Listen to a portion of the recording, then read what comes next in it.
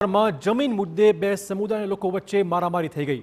પોલીસે કુલ 14 આરોપીયા કેસમાં પકડી પાડ્યા છે। બંને સમુદાયની આમને સામને ફરિયાદ નોંધીને પોલીસે આ કેસમાં કાર્યવાહી શરૂ કરી છે। રાયોટિંગનો ગુનો દાખલ કરીને પોલીસે આરોપીઓને પકડી પાડ્યા હતા।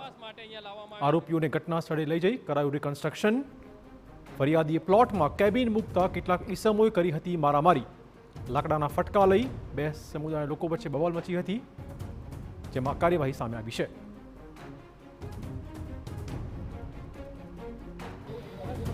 સુરતના ઉમરા વિસ્તારની અંદર જોલી પાર્ટી પ્લોટની સામે આવેલી જમીન બાબતે આમને સામને જે મારામારીની જે ઘટના સામે આવી હતી તેને લઈને ઉમરા પોલીસે કુલ અલગ અલગ બે ફરિયાદના આધારે 14 લોકોની જે ધરપકડ કરી છે અને તમામ લોકોને રીકન્સ્ટ્રક્શન કરવા માટે અહીંયા જગ્યા ઉપર લાવવામાં આવ્યા છે। અત્યારે જે રીતે દ્રશ્યોની અંદર જોઈ શકાય છે કે આ તમામ લોકોને પોલીસ દ્વારા આજે તપાસ માટે અહીંયા લાવવામાં આવ્યા છે, કારણ કે રાયોટિંગની બે અલગ અલગ જે ફરિયાદ છે તે નોંધવામાં આવી છે।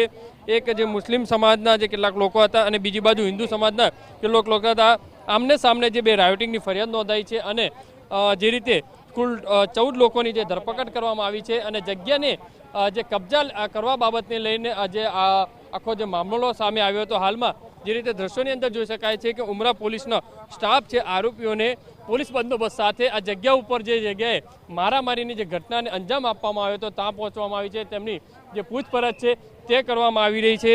મહત્વની વસ્તુ એ છે કે જ્યારે પણ ગુજરાતની અંદર કે સુરત શહેરની અંદર કોઈ પણ અસામાજિક કિસ્સોમાં જો તોફાન કરશે, મારામારી કરશે તો તેમને આ જ રીતે પોલીસ દ્વારા કડકમાં કડક જે શાન ઠેકાણે પાડવા માટે પોલીસ કોઈ પણ કામગીરી કરી શકે છે। અત્યારે જોઈ શકાય છે કે ઉમરા પોલીસ સ્ટેશનના જે પીઆઈ છે પટેલ, તેમના દ્વારા આરોપીઓની જે પૂછપરછ છે તે કરવામાં આવી રહી છે। મહત્વની વસ્તુ એ છે પોલીસે ટોટલ 14 જેટલા આરોપીની જે ધરપકડ કરવામાં આવી છે અને વધુ તપાસ હાથ ધરવામાં આવી છે। કેમેરામેન સંજય ચંડેલ સાથે બલદેવ સુથાર, TV9 સુરત। ઉમરા પોલીસે આ કેસમાં 14 આરોપી પકડી પાડ્યા અને ઘટનાનું કરાયું રિકન્સ્ટ્રક્શન। બંને સમુદાયની આમને સામે ફરિયાદ નોંધીને 14 લોકોને આ કેસમાં પકડી પાડ્યા છે।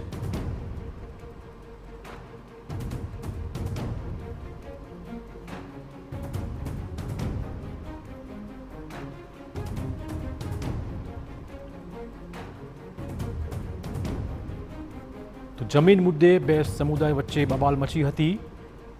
ઉમરા પોલીસે કુલ 14 લોકોની આ કેસમાં ધરપકડ કરી આમને સામે ફરિયાદ નોંધીને કાર્યવાહી શરૂ કરી છે।